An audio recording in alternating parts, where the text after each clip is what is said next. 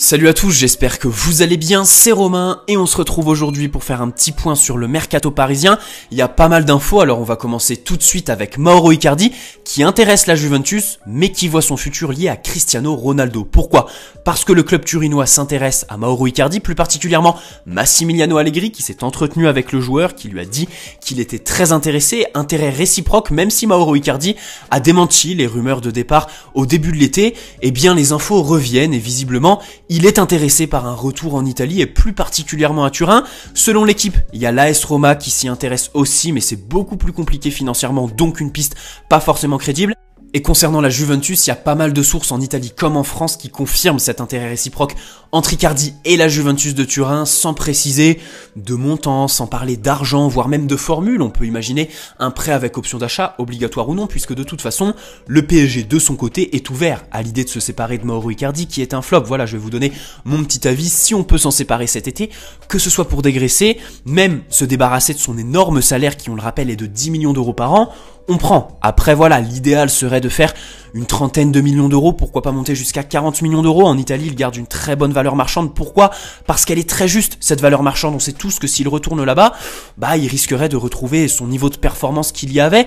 Le problème d'Icardi, il y a deux dimensions. Évidemment, il y a la dimension tactique, le fait qu'il soit pas PSG compatible dans la mesure où c'est un attaquant pour qui il faut jouer, alors qu'au PSG, on joue évidemment pour des Neymar, pour des Mbappé, pour des Verratti, pour des Di Maria avant de jouer pour Mauro Icardi, en plus du fait qu'il soit vraiment un attaquant anti-moderne, qui a fait de la surface sa maison et qui, on peut le dire, est très casanier. Hors de la surface, il peine à se connecter avec ses partenaires, à faire aussi des efforts, engager le pressing, se replier, même si évidemment, aucun débat concernant ses qualités de finition. Et puis, la deuxième dimension à prendre, c'est évidemment sur l'hygiène de vie. Il est tombé dans les travers de la vie parisienne. Il aime les barbecues, c'est un très bon vivant. Évidemment qu'être pote avec lui, je pense que c'est absolument incroyable. Tu fais la fête quasi tous les jours. Ça a une incidence sur son hygiène de vie, c'en est lui le premier responsable. Pas de discussion possible là-dessus. Il est évidemment condamnable. Mais là où j'aimerais revenir en premier, c'est vraiment sur sa communication, parce que il avait des prestations pitoyables sous le maillot parisien. Il se blessait, il n'était pas du tout régulier. Et il continuait dans sa story Instagram à afficher tous les 2 jours fièrement, limite il en jouait, afficher les côtes de bœuf qu'il se tapait alors qu'il sait très bien. Alors je veux bien comprendre qu'il y ait le Covid, que les joueurs soient dans leur bulle, assez isolés, il n'y a plus trop de rapport avec les supporters. Alors d'abord dans le sens des encouragements évidemment au stade, voilà, quand tu joues ça transcende une équipe, on connaît tous l'influence des supporters sur un 11, et surtout au niveau des critiques. D'abord parce que tu n'entends plus les sifflements, tu croises plus des supporters qui pourraient te faire des reproches par exemple, et on pourrait me dire oui mais Icardi, peut-être qu'il est même pas au courant qu'on critique son hygiène de vie. Ça, j'ai vraiment pas envie d'y croire. Je pense vraiment qu'il a été mis au courant, je pense qu'au club évidemment c'est remonté, donc il est tout à fait condamnable là-dessus. C'est dommage parce que c'est un excellent joueur, voilà, n'ayons pas peur de dire qu'au top de sa forme, c'est un attaquant de classe mondiale, un des meilleurs finisseurs sur cette planète. Il n'est pas PSG compatible tactiquement et il n'est pas Paris compatible, voilà, vis-à-vis de la ville, et espérons aussi qu'il tire pas vers le bas certains de ses coéquipiers. On peut penser à Hakimi qui vient d'arriver et qui a fait une première soirée chez lui. Même si ici tout le monde est grand, tout le monde est responsable, Icardi le premier, et s'il veut partir, il peut évidemment partir cet été, même si je mettrais bien une petite pièce sur le fait qu'au final, il reste. Voilà, de l'autre côté, il y en a un qui veut absolument revenir au PSG, il n'y a pas forcément d'infos là-dessus. Les infos sur lesquelles on va s'appuyer, ce sont des likes de Moiskin sur Instagram, qui like les publications qui relaient l'information de Saber Defarge, qui annonce qu'il s'impatiente à l'idée de revenir au PSG. C'est un scénario qui est difficile à envisager aujourd'hui, parce que Rafael Benitez ne veut pas le laisser partir dans le cadre d'un prêt qui était la seule formule envisagée au PSG pour pouvoir garder Moiskin une saison de plus. On ne veut pas évidemment dépenser trop d'argent sur Moiskin, sachez que Everton en demandait 40-50 millions d'euros. Je pense que le juste prix pour Moiskin, dites-moi dans l'espace commentaire pour vous, quel est le juste prix pour Moiskin ?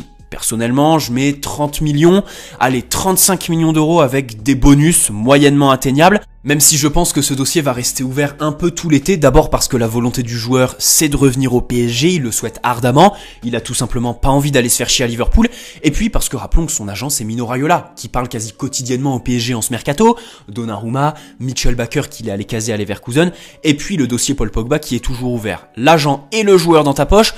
Moi, personnellement, ça me met en confiance et je miserais bien sur un scénario un peu similaire à l'année dernière, pas au niveau de la précipitation, mais au niveau du timing, voilà.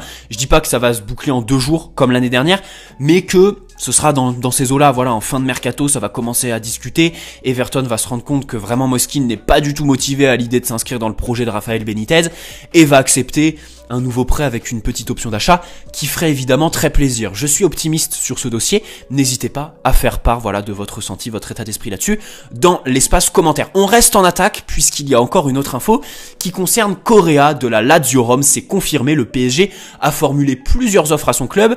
Alors, avec et sans joueur évidemment, on rappelle que la Lazio aimerait en tirer environ 40 millions d'euros. Le PSG qui a d'abord proposé 12 millions d'euros plus Pablo Sarabia, une offre refusée par la Lazio. Ensuite, 15 millions d'euros plus toujours le même Pablo Sarabia, qui a aussi des offres en Espagne et dont on ne connaît pas la volonté vis-à-vis de la Lazio Rome. Évidemment qu'un retour en Espagne, ça tente Pablo Sarabia, mais on ne sait pas ce qu'il pense d'une arrivée à la Lazio et dans ce genre de deal, c'est-à-dire un échange, on sait tous que la volonté du joueur est très importante, voire primordiale. Ici, on ne sait pas ce que pense Pablo Sarabia de la dernière offre du PSG, c'est-à-dire 18 millions d'euros plus lui-même en échange de Correa. On peut pas trop s'avancer, d'abord parce qu'on ne sait pas ce que pense Pablo Sarabia, ensuite parce que l'offre, je ne sais pas ce que vous en pensez, dites-le dans l'espace commentaire, mais personnellement je la valide pas du tout. Pourquoi? Parce que Correa, il a 26 ans. Ok, il est dans la fleur de l'âge. Ok, il a évidemment des qualités, il est très polyvalent, très technique, grand dans les airs, il pourrait évidemment apporter sur les centres par exemple, mais j'ai l'impression que c'est un éternel espoir, un peu à la Draxler, qui n'a jamais eu des statistiques phénoménales et qui est surtout très inconstant. Voilà, soit il est très très bon dans un match, soit il est fantomatique.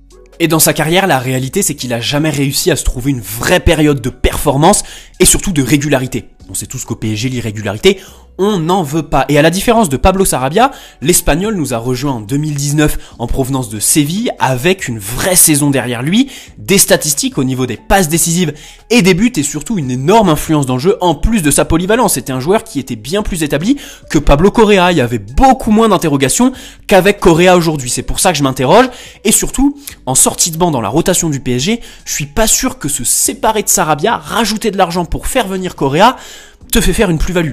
Je suis pas sûr que tu fais une plus-value là-dessus en recrutant un peu une sorte de Draxler bis, le Draxler argentin qui compte 8 sélections avec l'Albi Céleste. Donc voilà pour Correa, je m'interroge, je me demande si en échange de Pablo Sarabia et une vingtaine de millions d'euros, tu fais vraiment une plus-value et je m'interroge aussi sur l'intérêt sportif de ce deal.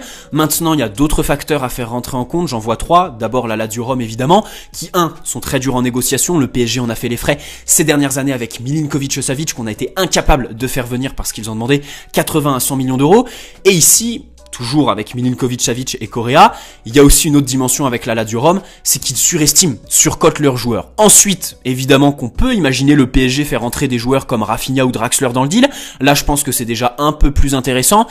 Et troisièmement, c'est très subjectif. Prenez-le comme vous voulez, c'est peut-être un avis qui est extrémiste, mais je me suis renseigné sur l'agent de Correa qui n'est autre qu'un très très bon ami de Leonardo, Alessandro Lucci, qui est aussi l'agent d'Alessandro Florenzi, donc qui connaît le PSG, qui a déjà collaboré avec le club l'année dernière. On sait tous que le deal avec Florenzi s'était bouclé très rapidement et c'était très très bien passé. Donc ça travaille très bien.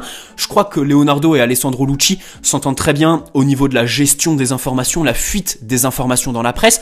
Bref, ils s'adorent, voilà, ils sont amis, au-delà d'être de très bons collaborateurs dans le foot et au niveau de leur réseau, donc je me demande si c'est pas un deal tout simplement pour rincer l'agent, pour faire plaisir aux potes de Leonardo, voilà. Alors après c'est subjectif, c'est mon avis après recherche, voilà, j'ai vu plusieurs articles qui disaient que Lucci et Leonardo étaient très amis, voilà, je pense qu'il y a plus d'intérêt à apporter de la crédibilité à cette dimension qu'à la dimension sportive de ce deal parce que j'y vois pas trop d'intérêt. Bref, on va terminer cette vidéo avec évidemment les deux plus gros dossiers de cette fin de mercato, ce mercato de folie de la part du PSG. Pour Layvin Kurzawa, il n'y a pas grand chose à rajouter, les deux clubs sont d'accord pour un transfert selon Loïc Tanzi, le montant n'a pas fuité. Il manque l'accord du joueur et selon le journal L'Équipe, Kurzawa considère que d'ici fin août, il va y avoir d'autres offres plus intéressantes que Galatasaray, mais surtout il privilégie la Première Ligue. Il attend des offres en provenance d'Angleterre. Je pensais que ce deal allait se boucler rapidement parce que Galatasaray fait un peu tout ça dans l'urgence, mais Kurzawa qui fait traîner un peu tout ça, on attend évidemment le dénouement de ce deal, qui on l'espère va être en faveur du PSG, un départ de Kurzawa, rien n'est fait pour l'instant. Voilà, allez on va terminer évidemment avec Théo Hernandez et Paul Pogba qui sont les deux plus grosse piste du PSG cet été. C'est une information Saber Defarge, il y a des discussions avec Paul Pogba et Théo Hernandez. Alors, Paul Pogba, c'est un secret de polichinelle. Par contre, Théo Hernandez, on l'apprend. Voilà, il avait fait un espèce de petit démenti au début de l'été, mais depuis, à ce qui paraît, voilà, le PSG qui a fait plusieurs offres salariales aux joueurs. Alors, il n'y a pas de discussion avec le Milan AC, tout comme il n'y a pas de discussion avec Manchester United, parce que ces dossiers, je pense, sont liés à un dégraissage. Pour Théo Hernandez, c'est la vente de Layvin Kurzawa, et aussi l'entrée de liquidités sur d'autres postes, parce que le Milan AC écoutera les offres, je pense, aux alentours de 60 millions d'euros. Le joueur est aussi difficile à convaincre, le PSG qui va devoir se montrer très convaincant. En termes financiers, évidemment qu'on a tous les arguments du monde. Je pense aussi que ce début de mercato parle pour le club. Et il y a une autre dimension à prendre en compte, c'est l'équipe de France. Bien évidemment que rejoindre le PSG va lui donner toute la visibilité nécessaire pour recevoir l'appel de Didier Deschamps qu'il attend tant avec impatience, parce qu'il le mérite, tout simplement, et parce qu'à l'image d'Hakimi, eh bien, le PSG qui recruterait du top 5, voire du top 3 latéraux au monde, tout simplement. Voilà, Théo Hernandez, qui pour l'instant est un dossier assez fermé, même si évidemment il y a une petite porte qui peut s'ouvrir si tu mets le prix vis-à-vis du Milan AC. Et puis concernant Paul Pogba, les dernières informations vont plutôt dans le sens de Manchester United, dans la mesure où The Athletic par exemple a annoncé que Manchester United voulait prolonger Paul Pogba. C'est la volonté du club. Maintenant, la volonté du joueur, eh bien c'est un départ, il est attiré par le PSG, ça de toute façon tous les médias le disent, tout le monde s'accorde à dire que Paul Pogba est ouvert, c'est son entourage qui fait fuiter tout ça dans la presse. Mino Raiola faciliterait tout ça, et évidemment que Paul Pogba est le milieu idéal pour le PSG, on va pas s'éterniser là-dessus. On va terminer cette vidéo sur tout ça, n'hésitez pas à donner votre avis dans l'espace commentaire sur les pistes Théo Hernandez et Paul Pogba. Imaginons Donnarumma, Hakimi, Sergio Ramos, Wijnaldum, Paul Pogba et Théo Hernandez. Le plus beau mercato de toute l'histoire du PSG, indéniablement, même si évidemment rien n'est fait. Allez, on rêve un peu de toute façon. Cet été, je pense qu'on n'a jamais aussi bien porté notre slogan qui est Rêvons plus grand. Allez, n'hésitez pas à poser un like si cette vidéo vous a plu, vous abonner si ce n'est pas déjà fait, et puis on se retrouve dans la semaine pour un nouveau point mercato. Je voulais sortir une vidéo sur Donnarumma, je suis désolé, j'en ai pas eu le temps, j'ai traîné avec ma copine cette semaine, je suis actuellement en vacances, voilà, je tourne cette vidéo face à la montagne. Profitez vous aussi de vos vacances, et puis on se retrouve cette semaine évidemment pour une vidéo, on va essayer de maintenir le rythme. Allez, très bonne soirée à tous, allez Paris, ciao.